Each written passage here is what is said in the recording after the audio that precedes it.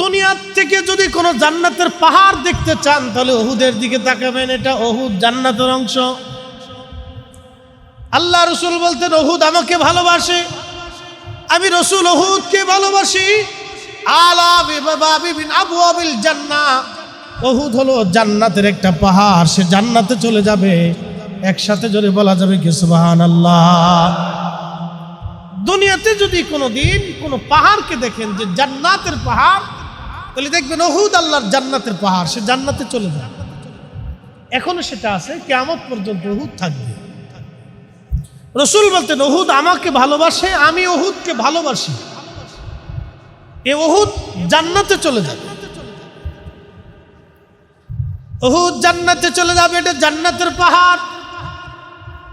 কেন জান্নাতে যাবে? আল্লাহর হাবিব যখন উহুদের যুদ্ধের ময়দানে আহত হলেন, দন্ত মোবারক ভেঙে গেল, মাথা মোবারক ক্ষত হলো, রক্ত ঝরে ঝরে পড়তেছে। আল্লাহর হাবিবের অসুস্থতা লাগতেছিল, অজ্ঞান হয়ে যাচ্ছিলেন। জিবরাইল আলাইহিস সালাম ধরলেন। তালহা রাদিয়াল্লাহু আনহু, জুবাইর, আবু বকর সিদ্দিক রাদিয়াল্লাহু আনহু সহ একজন সাহাবী এবং জিবরাইল আলাইহিস সালাম সহ আল্লাহর নবীকে ওইখান থেকে নিয়ে চলে গেলেন। আল্লাহর নবীকে নিয়ে চলে গেলেন। উহুদের একটা ফাঁকা জায়গা দেখবেন, পাথরের মাঝখানে দেখবেন ফাঁকা, এই জায়গাটা বিশ্রামের জন্য নিয়ে গেলেন নবীকে।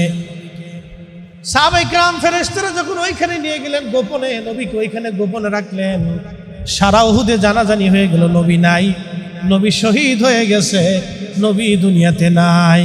কারণ কোন সাহাবী দেখে না যে আল্লাহর নবীকে উহুদের ওইখানে আশ্রয় দেওয়া হয়েছে।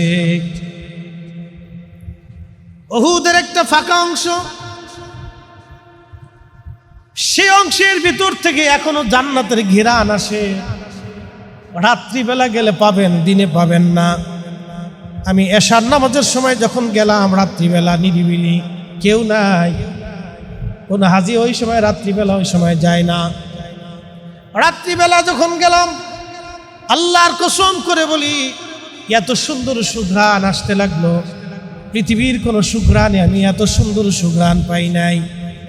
আল্লাহর হাবিবের 1450 বছর আগে ওইখানে সারা রাত্র জিবরাইল আলাইহিস সালাম এবং আল্লাহর নবীকে ওইখানে গোপনে রাখা হয়েছিল। নবীজির ক্ষত এবং নবীকে চিকিৎসা দেওয়া হয়েছিল। সেই সুঘ্রাণটা এখনো 1450 বছর পরে রাত্রিবেলা পাওয়া যায়। ওইখানে বসলে বাতাস থেকে সুঘ্রাণ আসে। জায়গাটা সিমেন্ট দিয়ে একবারে বন্ধ করে দিয়েছে যাতে ভিতরে কেউ ঢুকতে না পারে।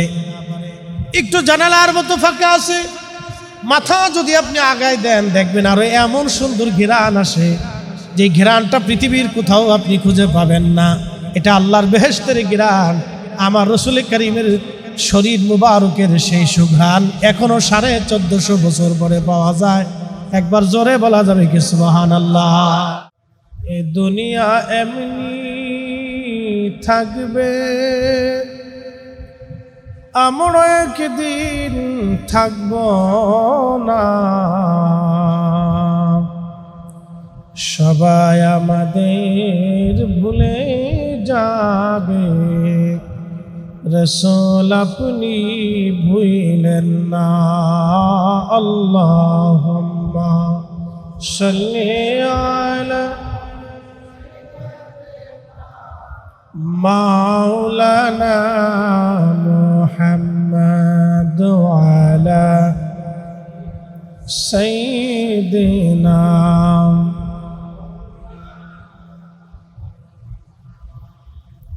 বালাগাল উলা বিকামালিহি কাশাফাদ দুজা বিজামালিহি হাসুনাত জামিউ খুসালিহি সাল্লু আলাইহি। কালেমা তাওহীদ আরশ লেখা, বামেতে মুহাম্মদ আকা, হাবিবের পাশে হাবিব বসা, বন্ধুর পাশে বন্ধু বসা। কালে মাতে আসে প্রমাণ বালাগাল্লাউলা বিকামালিহি কাশাফাত তুজা বিজামালিহি হাসুনাত জামিউ খুসালিহি সাল্লু আলাইহি ওয়ালিহি। মহান মালিক আল্লাহ সুবহানাহু ওয়া তাআলার আলিশান দরবারে অসংখ্য শুকরিয়া, যিনি আমাকে এবং আপনাকে মুহররম মাসে পবিত্র আশুরাকে সামনে রেখে আল্লাহ মুহররমের প্রথম জুমাতে আল্লাহ মঞ্জুর করেছেন। আল্লাহ আশার তৌফিক দান করেছেন।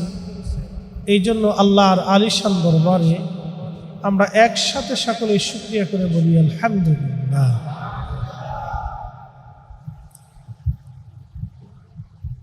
এই মাস বছরের প্রথম আরবি মাসের, এই মাসের একটা দিন হচ্ছে 10ই মুহররম, যেটাকে আশুরা বলা হয়। আশুরা অর্থাৎ এই মাসের 10 তারিখে পৃথিবীতে অনেক ঘটনা আল্লাহ ঘটিয়েছে। তো সমস্ত ঘটনা যদি আমরা বলতে যাই তো অনেকগুলি জুমার দরকার। সৃষ্টির সূচনা লগ্ন থেকে কিয়ামত পর্যন্ত এই আশুরাকে কেন্দ্র করে অনেক ঘটনাই ঘটে এবং ঘটেছে। হযরতে নূহ আলাইহিস সালাতু ওয়াস সালামকে আল্লাহ মহাপ্লাবনে 40 দিন পর্যন্ত আল্লাহ রাব্বুল আলামিন ভাষায় রাখলেন। কোন কোন বর্ণনাতে আসছে 40 বছর, তবে 40 দিনটাই বিশুদ্ধ। 40 দিন আল্লাহ রাব্বুল আলামিন প্লাবনে আল্লাহ ভাষায় রাখলেন। কিন্তু এই 40 দিন পর্যন্ত আল্লাহ নূহ আলাইহিস সালামকে বর্তমানে যে কাবা শরীফ, এই কাবা শরীফের চারপাশে এই নৌকাকে আল্লাহ ঘুরাইতে লাগলেন। একসাথে বলা যাবে সুবহানাল্লাহ। বাইতুল্লাহর চারপাশে তেনাকে ঘুরিয়েছিলেন। এই 40 দিন পর্যন্ত নৌকা অটোমেটিকভাবে আল্লাহ রাব্বুল আলামিন কাবার চারপাশে, আমরা হাজী সাহেবরা যেমন তাওয়াফ করে ওইরকম 40 দিন পর্যন্ত আল্লাহ রাব্বুল আলামিন নূহ আলাইহিস সালামের নৌকাকে আল্লাহ কাবা শরীফের চারপাশে ঘুরিয়েছেন, তাওয়াফ করিয়েছেন। 40 দিন পরে জুদ পর্বতে, যেটা কোরআন শরীফে একটা পাহাড়ের নাম আছে, এটা জুদ, জাবালে জুদ। এই জুদ পাহাড়ে আল্লাহ রাব্বুল আলামিন এই নৌকাকে আল্লাহ জুদ পাহাড়ে অবতরণ করেন। যেদিন নৌকা জুদ পাহাড়ে অবতরণ করেন সেদিনটা ছিল এই মুহররমের 10 তারিখ। হযরতে মুসা আলাইহিস সালাতু ওয়াস সালামকে আল্লাহ যেই ফেরাউনের কবল থেকে রক্ষা করেছিল। আপনারা জানেন যে ফেরাউনকে নীল নদে ডুবিয়ে মেরেছেন। নীল নদের শেষ অংশটা হচ্ছে লোহিত সাগরের কাছাকাছি। এই অংশটা অনেক বড়, অর্থাৎ সাগরের একটা পার্ট। যেমন আমাদের নদীগুলি যাইয়া বঙ্গোপসাগরে মিলিত হয়েছে, তো লোহিত সাগরে নীল নদটা সে মিলিত হয়েছে। এই সাগরের অংশে নদীর শেষ প্রান্তে আল্লাহ রাব্বুল আলামিন ফেরাউনকে ডুবিয়ে মেরেছিল, আর মুসা আলাইহিস সালাতু ওয়াস সালামকে আল্লাহ রাব্বুল আলামিন হেফাজত করছেন। সেই দিনটা ছিল এই মুহররম মাসে 10 তারিখ। আদম সফিউল্লাহ আলাইহিস সালাতু ওয়াস সালামকে আল্লাহ রাব্বুল আলামিন পবিত্র জুমার দিনে সৃষ্টি করেছেন। সেই দিনটাও ছিল মুহররমের 10 তারিখ। এরকম এই আশুরাকে কেন্দ্র করে অনেক ঘটনা আল্লাহ রাব্বুল আলামিন ঘটিয়েছেন। ইউনূস আলাইহিস সালাতু ওয়াস সালামকে আল্লাহ রাব্বুল আলামিন মহাসমুদ্রে মাছের পেটের ভিতরে নিয়ে গেলেন। যেই দিন আল্লাহ মাছের পেট থেকে ইউনুস আলাইহিস সালাতু ওয়াস সালামকে বের করলেন, সেই দিনটাও ছিল মুহররমের 10 তারিখ, আশুরা। কিন্তু আমাদের জন্য সবচেয়ে হৃদয় বিদারক, কষ্টদায়ক হচ্ছে এই আশুরার 10 তারিখে হযরত ইমাম হুসাইন রাদিয়াল্লাহু আনহু, যিনি আওলাদে রাসূল ছিলেন, রাসূলের পবিত্র বংশধর, এবং আল্লাহর হাবিব তাকে খুব মায়া করতেন, মোহাব্বত করতেন। রাসূল করিম সাল্লাল্লাহু আলাইহি সাল্লাম তাকে এবং ইমাম হাসান এবং হুসাইন রাদিয়াল্লাহু আনহুমাকে খুব মোহাব্বত করতেন। যদিও তিনার আরেকটা ভাই ছিল, তিনার নাম ছিল মুহসিন রাদিয়াল্লাহু আনহু, তিনি ছোটকালে ইন্তেকাল করেছেন। হাসান, হুসাইন এবং মুহসিন, তিনারা 3 ভাই ছিলেন। হযরত মুহসিন রাদিয়াল্লাহু আনহু তিনি ছোটকালে ইন্তেকাল করেছেন। ইমাম হাসান এবং হুসাইন রাদিয়াল্লাহু আনহুমা সবসময় আল্লাহর হাবিবের সন্নিকটে থাকতেন, কাছাকাছি থাকতেন, পাশাপাশি থাকতেন, নামাজে, রোজাতে, জিকিরে, তালিমে, তরবিয়তে, খাদ্য খাবারে, মসজিদে নববীতে সবসময় আল্লাহর হাবিবের পাশাপাশি থাকতেন। এই জন্য আল্লাহর হাবিবের কাছাকাছি পাশাপাশি থাকাতে ওনাদের নামগুলি ইতিহাসে, তারিখে, সিরাতে, হাদিসের কিতাবে বেশি বেশিভাবে প্রসিদ্ধ হয়েছে। এবং তিনাদের মর্যাদার কথাও আল্লাহ রসুল, সাহাবা ইকরাম এবং কোরআন শরীফে আল্লাহ রাব্বুল আলামিন তাদের মর্যাদার কথা বর্ণনা করেছেন। তো পৃথিবীর ইতিহাসে যদিও এই আশুরাকে কেন্দ্র করে অনেক ঘটনা ঘটছে, কিন্তু মুহররমের এই 10 তারিখ কারবালার ঘটনা হতো সবচেয়ে হৃদয় বিদারক এবং কষ্টদায়ক। আপনারা যারা হজে গেছেন, হাজী সাহেবান যারা আছেন, আল্লাহ তাদেরকে অনেক মর্যাদা দিচ্ছেন। আরাফা থেকে মুজদালিফা হয়ে, মিনা হয়ে, জমারত হয়ে মক্কা শরীফে এসে ফরজ তাওয়াফ সাই করে আবার মিনাতে ফিরে যে জামারাত হয়ে 3 দিন পাথর মারাটা যে কত কষ্ট, এটা যারা হাজী সাহেবান আছেন তারা জানে যে কত কষ্ট। এবং প্রচন্ড গরমে কি পরিমাণে যে পানির পিপাসা লাগে, প্রচন্ড গরমে যে কলিজা কি পর্যন্ত শুকায় যায়। এবছর অনেক হাজী গরমে মারা গেছে, আমার চোখের সামনে মিশরিয়ান একজন মারা গেছে। এরকম অনেক হাজী প্রচন্ড গরমে, হিট স্ট্রোকে, এই ব্লাড প্রেশারে প্রচন্ড গরম সহ্য করতে না পেরে অনেকে মারা গেছে। চোখের সামনে বহু হাজী মারা গেছে, রাস্তার পাশে পড়ে রয়েছে, অসুস্থ হয়ে পড়ে রয়েছে, প্রচন্ড গরম।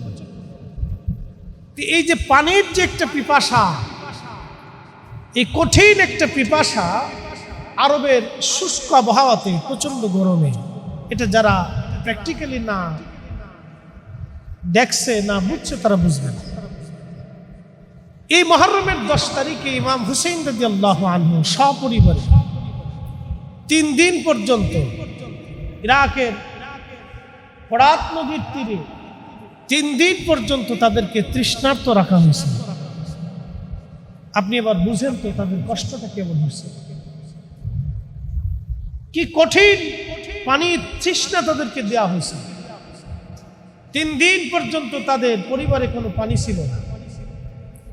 আর আপনারা এটাও জানেন যে পানি না থাকলে রান্না বান্নার কোনো ব্যবস্থা নেই।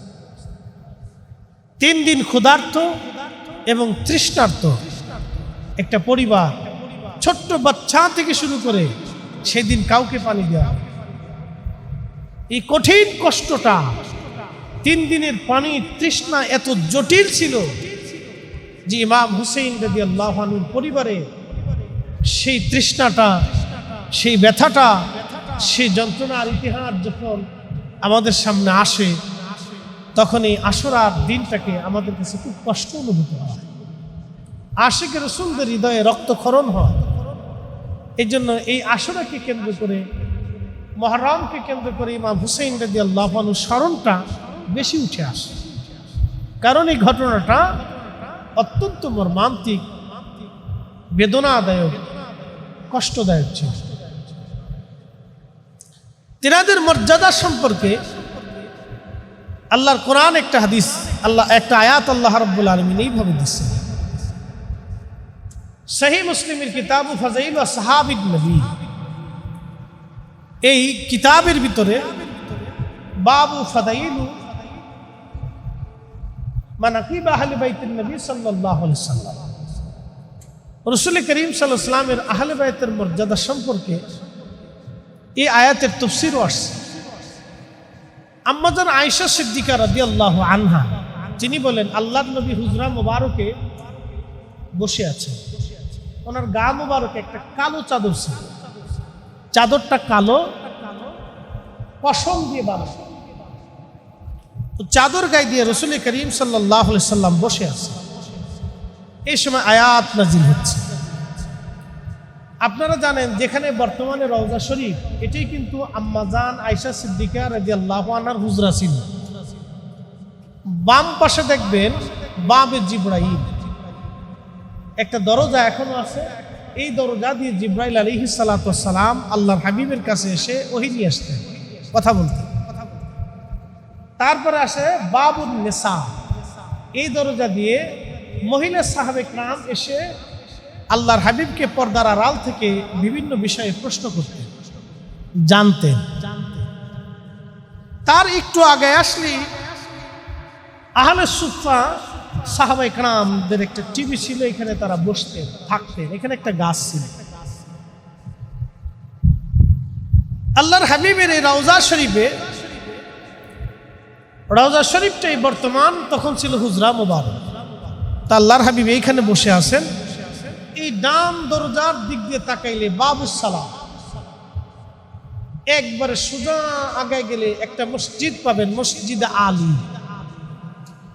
এই জায়গাটা ছিল হযরত ফাতেমা রাদিয়াল্লাহু আনহার বাড়ি। পুরা জায়গাটাই ফাতেমা রাদিয়াল্লাহু আনহার বাড়ি। এটা মসজিদে আলী বানাইয়া এটাকে সংরক্ষণ করে রাখা হয়েছে। যে উপস্থিতি সংক্ষিপ্ত মুক্তাসার আপনাদেরকে একটা ডকুমেন্টারি থিম দিয়ে দিলাম। তো হযরতে রাসূল করিম সাল্লাল্লাহু আলাইহি সাল্লামের বিবি আমাদের আম্মা জান, তিনি বলতেছেন যে আল্লাহর হাবিব হুজরা মোবারকে বসে।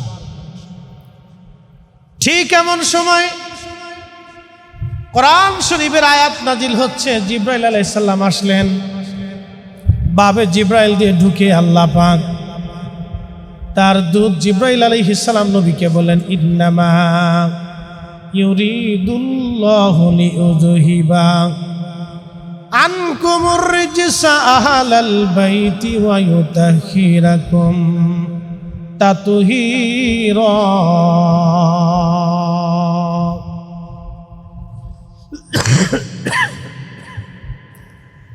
আল্লাহ ডাক দিয়ে বলেন, হাবিব,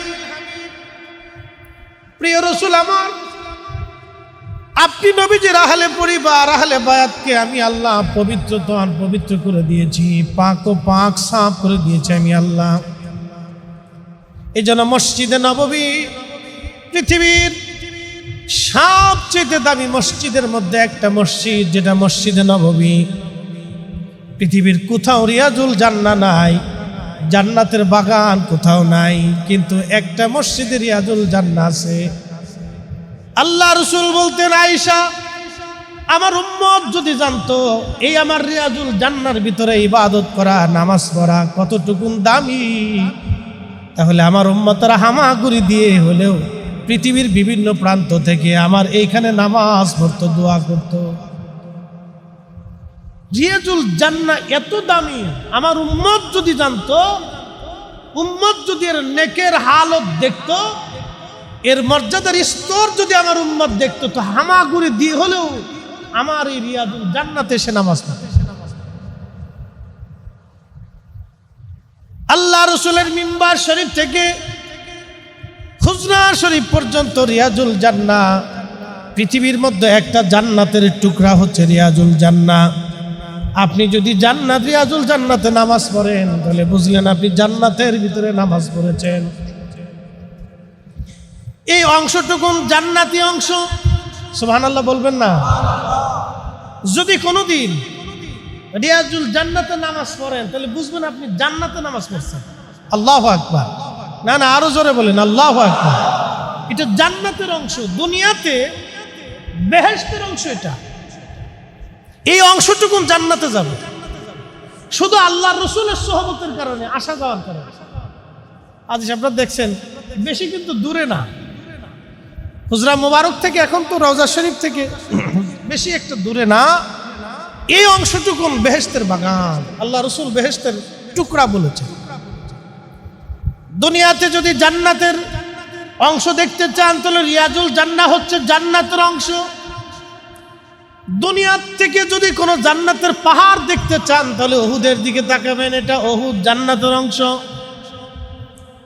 আল্লাহ রসুল বলতেন উহুদ আমাকে ভালোবাসে, আমি রসুল উহুদকে ভালোবাসি। আলা বিবাবি বিন আবওয়াবিল জান্নাহ, উহুদ হলো জান্নাতের একটা পাহাড়, সে জান্নাতে চলে যাবে। একসাথে যদি বলা যাবে কি সুবহানাল্লাহ।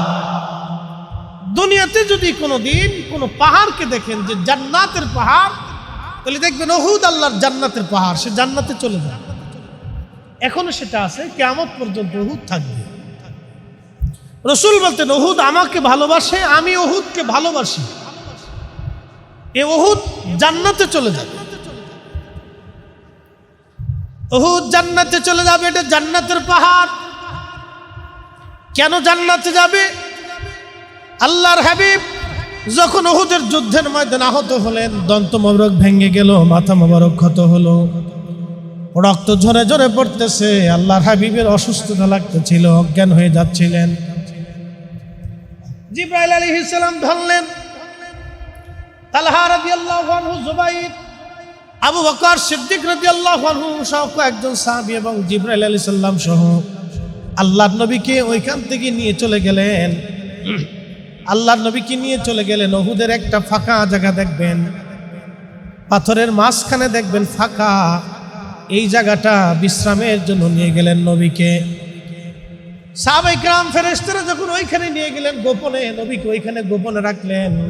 সারা উহুদে জানাজানি হয়ে গেল নবী নাই, নবী শহীদ হয়ে গেছে, নবী দুনিয়াতে নাই। কারণ কোন সাহাবী দেখে না যে আল্লাহর নবীকে উহুদের ওইখানে আশ্রয় দেওয়া হয়েছে।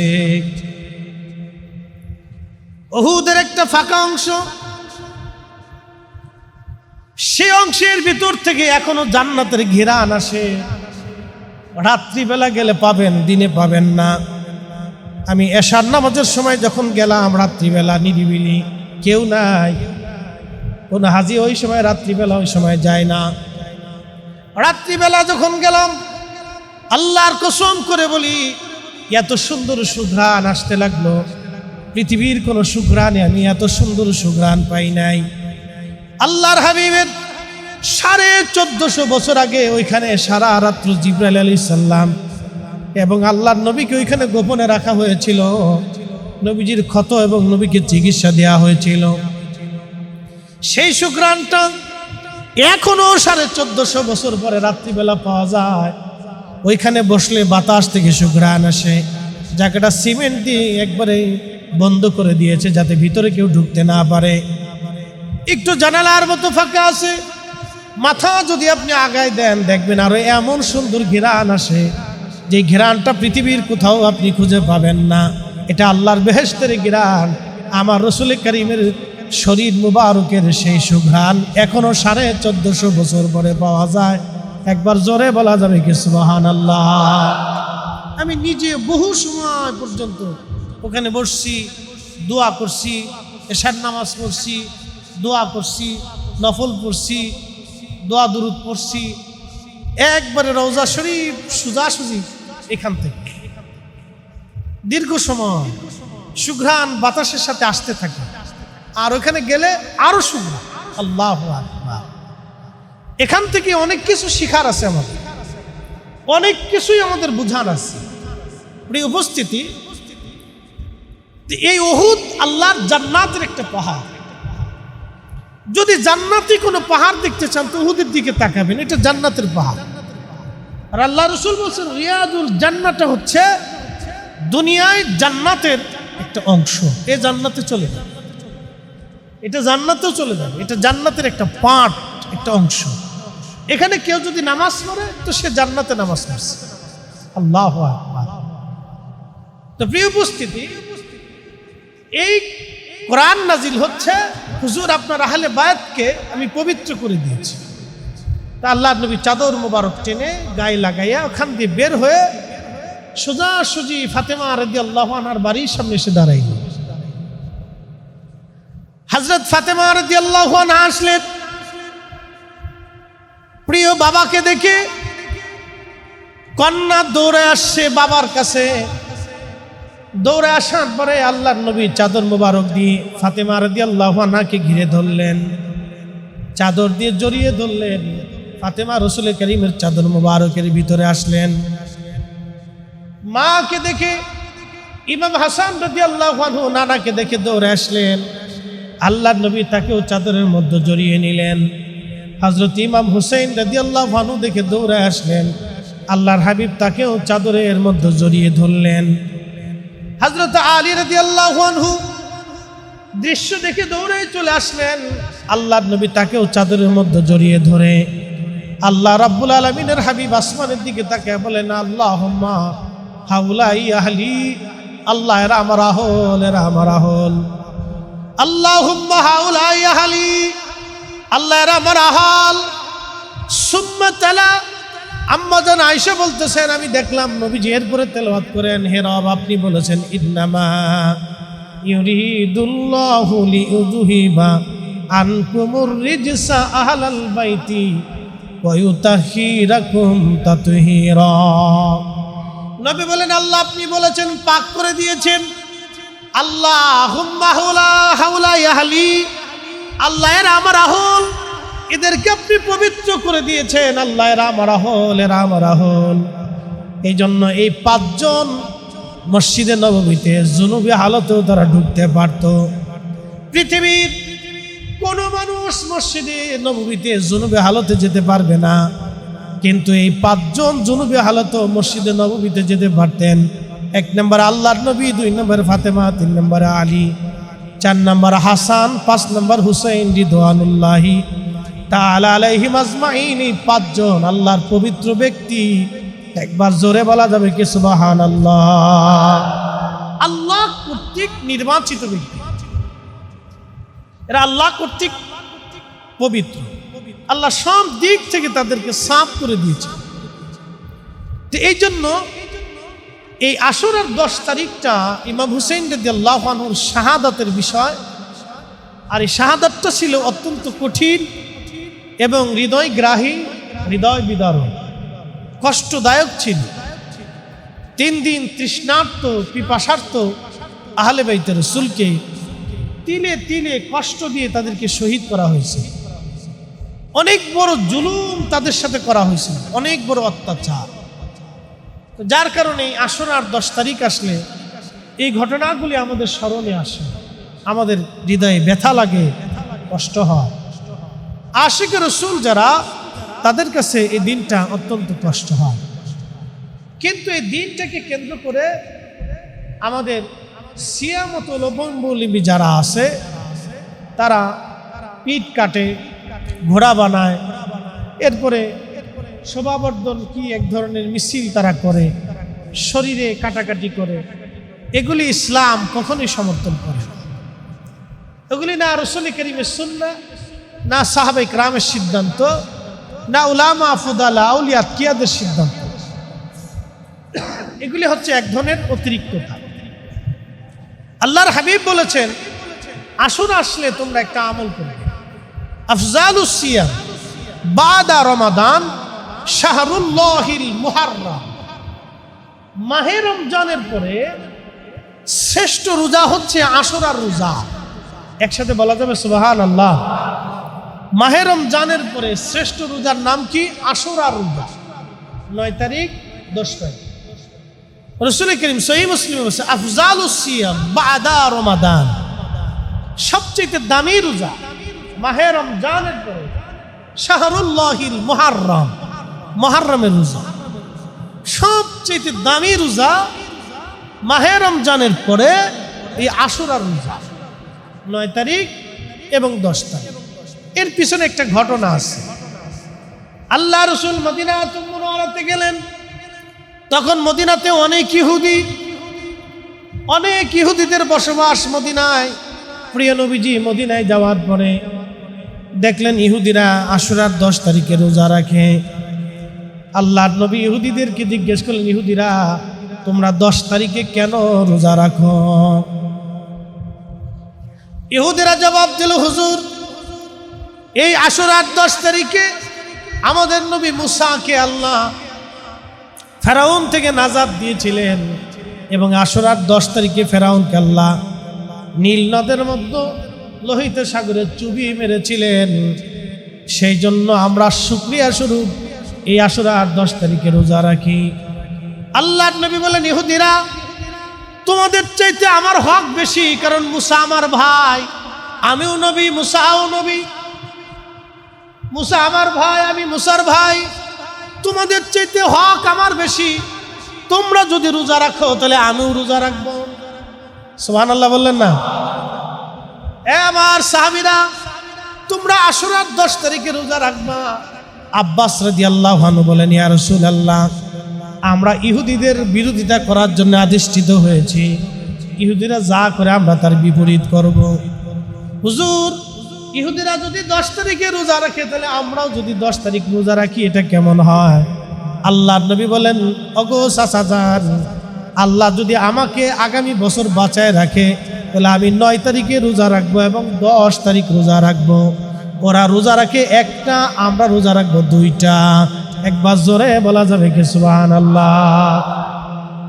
নবী বললেন, সাহাবীরা আগামী বছর যদি আমি বেঁচে থাকি তাহলে আমি 9 তারিখ এবং 10 তারিখে 2টা রোজা রাখবো। ইহুদিরা রোজা রাখে একটা, আমরা রোজা রাখবো 2টা।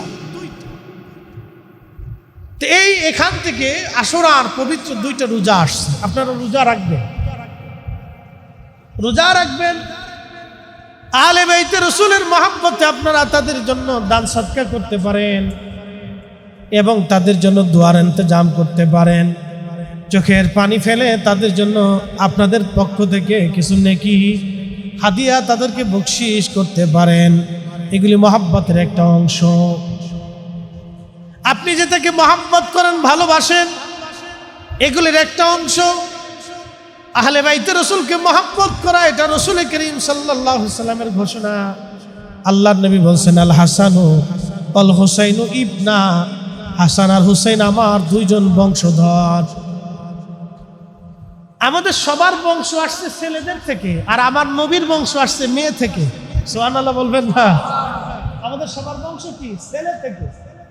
আর আমার রাসূলের বংশ আসছে মেয়ে থেকে। এটা আল্লাহ রাসূলের সিদ্ধান্ত। রাসূল বলেন, আল হাসানু ওয়াল হুসাইনু ইবনা, এরা আমার বংশধর, এরা আমার ওয়ালিদ, এরা আমার বংশ। হাসান হুসাইন আমার বংশধর, এবং এই হাসান আর হুসাইনের মাধ্যমে ইমাম মাহদী দুনিয়াতে আসবে। সুবহানাল্লাহ বললেন না? এই জন্য বংশধর, এটা রক্ত। রাসূল করিম সবার রক্ত আসে ছেলে থেকে, আর আমার রাসূলের বংশ আসছে মেয়ে থেকে, ফাতেমা রাদিয়াল্লাহু আনহা থেকে। আল হাসান ওয়াল হুসাইন ইবনা মান আহাব্বাহুমা ফাকাদ আহাব্বানি, তাদেরকে যারা ভালোবাসবে আমি নবীকে তারা ভালোবাসবে। একসাথে বলবেন সুবহানাল্লাহ।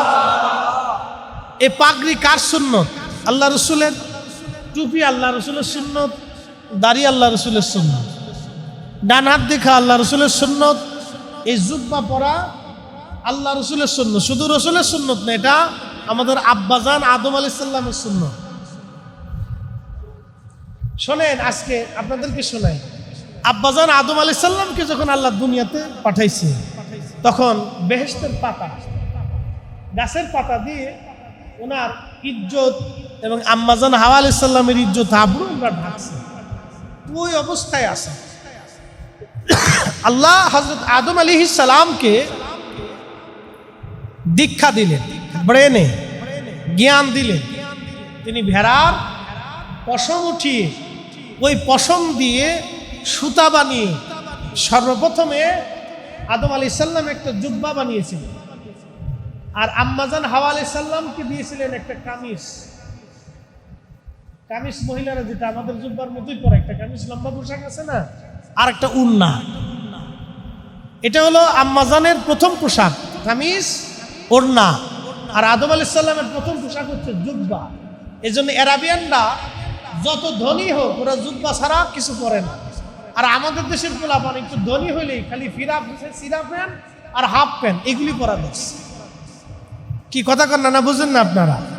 সিরা প্যান্ট আর হাফ প্যান্ট, পয়সা বেশি হলে সিরা প্যান্ট আর হাফ প্যান্ট। যত পয়সা বেশি হয় তত হেতার ডিমোশন হয়।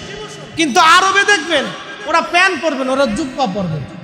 আদম আলাইহিস সালামের সেই জুব্বাকে ওরা এখনো ধরে রাখছে। সুবহানাল্লাহ বলবেন না? এখনো ধরে রাখছে। তা আল্লাহ রাসূলের এই পোশাক তারা ধরে রাখছে। যাই মনে তাই হোক, নতুন নতুন বাচ্চা অনেক কিছু বানাইতেছে, আধুনিক করার চেষ্টা করতেছে, কিন্তু ধরে রাখছে। জুব্বা ছাড়ে না, ধরে রাখছে। আর আমাদের দেশের সিস্টেম হলো উল্টো। আমাদের জাতীয় পোশাকের নাম লুঙ্গি, তো লুঙ্গিও আমরা হারাই ফেলছি, লুঙ্গিও চলে দিতেছে। এখনকার ছেলেরা আধুনিকতার নামে হাফ প্যান্ট করে রাস্তা দিয়ে আড়ে, সকালবেলা বিরাজ করে। এটা একটা দুঃখজনক যে আমরা আমাদের ঐতিহ্য ভুলে ফেলছি। আপনি হজে যদি যান তো দেখবেন মালয়েশিয়ান, ইন্দোনেশিয়ান ওরা ওদের পোশাক পরে আসে, ওরা ওদের জাতীয় পোশাক পরতেছে।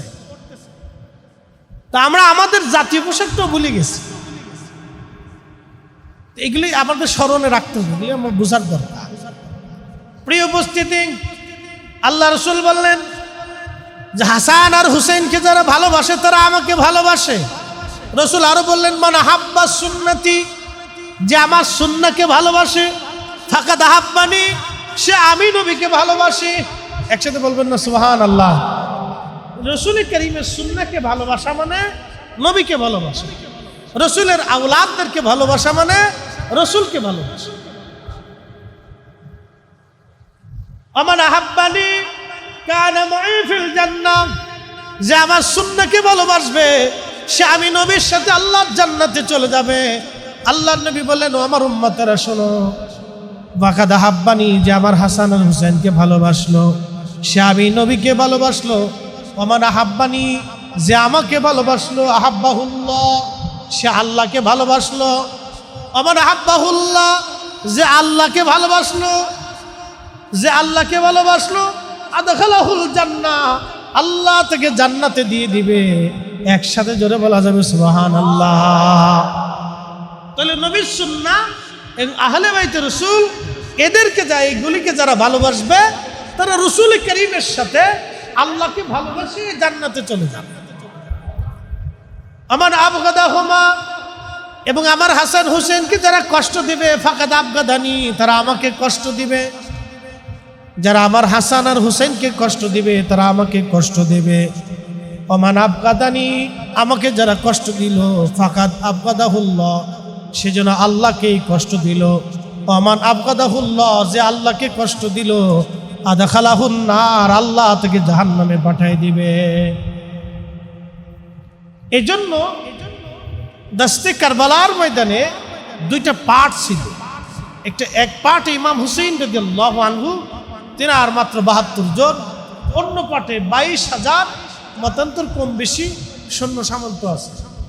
এই ২২,০০০-এর যিনি প্রধান সেনাপতি ছিলেন, আজকে আপনাদেরকে একটি ইতিহাসের খুব কঠিন অংশ শোনাচ্ছি। ২২,০০০-এর যিনি প্রধান সেনাপতি ছিলেন তিনার নাম আমর বিন সাদ। আল্লাহু আকবার। আমর ছিলেন সাদ বিন আবি ওয়াক্কাস রাদিয়াল্লাহু আনহুর ছেলে। আপনি শুনলে আশ্চর্য হবেন, এই সাদ বিন আবি ওয়াক্কাস রাদিয়াল্লাহু আনহু ছিলেন 10 সাহাবীর এক সাহাবী, যারা দুনিয়ার থেকে আল্লাহ রসুলের কাছ থেকে জান্নাতের সুসংবাদ নিয়ে গেছেন। সুবহানাল্লাহ। দুনিয়ার থেকে যারা জান্নাতের সুসংবাদ নিয়ে গেছে, এই 10 সাহাবীর এক সাহাবী সাদ বিন আবি ওয়াক্কাস রাদিয়াল্লাহু আনহুর ছেলে আমর বিন সাদ। তিনি কারবালার 22,০০০ সৈন্যের প্রধান সেনাপতি। ইমাম হুসাইনের বিরুদ্ধে তলোয়ার নিয়ে দাঁড়াইছেন আহলে বাইতে রাসূলকে হত্যা করার জন্য। অথচ তারই বাবা সারা জীবন কুফফারদের সাথে জিহাদ করছে। তিনি ওই ইরাক বিজয় করতে যাইয়া ওইখানে শহীদ হয়েছেন। সাদ বিন আবি ওয়াক্কাস রাদিয়াল্লাহু আনহু। প্রিয় উপস্থিতি, এই ইরাক বিজেতা ছিলেন সাদ বিন আবি ওয়াক্কাস। তার ছেলে আজকে সেনাপতি আমর বিন সাদ যুদ্ধের ময়দানে আসছে রসুলের আওলাদকে হত্যা করার জন্য। কেন? শুধু ক্ষমতা এবং অর্থ, এই দুইটা মানুষকে অন্ধ বানায় দেয়। ক্ষমতা এবং অর্থ এই দুইটা মানুষকে ঈমানহীন করে দেয়। ক্ষমতা এবং অর্থ এই দুইটা মানুষকে নীতিহীন করে দেয়। ক্ষমতা এবং অর্থ এই দুইটা মানুষকে পথভ্রষ্ট করে দেয়। আহলে বাইত রাসূলকে হত্যা করার জন্য আসছে কে? তার সন্তান, যিনি দুনিয়ার থেকে জান্নাতের সুসংবাদ পেয়েছেন।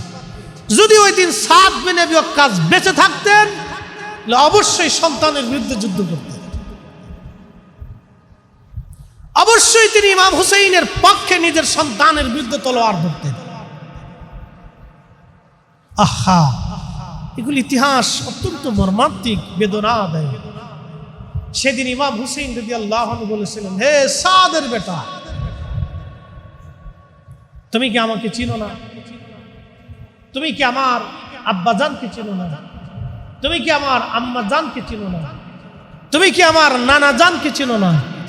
তুমি শোনো, আমার রাসূলের, আমার নানার কোন সাহাবী যদি জিন্দা থাকে তো জিজ্ঞেস করো, আমার নানা কি বলে নাই, আল হাসানু ওয়াল হুসাইনু সাইয়্যিদা শাবাবি আহলিল জান্নাহ, আমার বড় ভাই হাসান আর আমি হুসাইন জান্নাতের যুবকদের সর্দার। নানার কোন সাহাবী থাকলে জিজ্ঞেস করো। এই হাদিসও সেই দিন তাদের হৃদয়কে পরিবর্তন করে। 22,000 ইয়াজিদি সৈন্য সামনে, সব কুফা, ইরাকের মানুষ, সব ইরাকি। অত্যন্ত বেদনার আশরা এই দিন, খুবই কষ্টের। আপনারা রোজা রাখবেন 2টা 9 তারিখ এবং 10 তারিখ। যেন হকের পক্ষে থাকাটা, এটা আমাদের ইমানের দাবি। আল্লাহ আমাদেরকে যেন হকের পথে রাখেন। সকলে বলেন আমিন।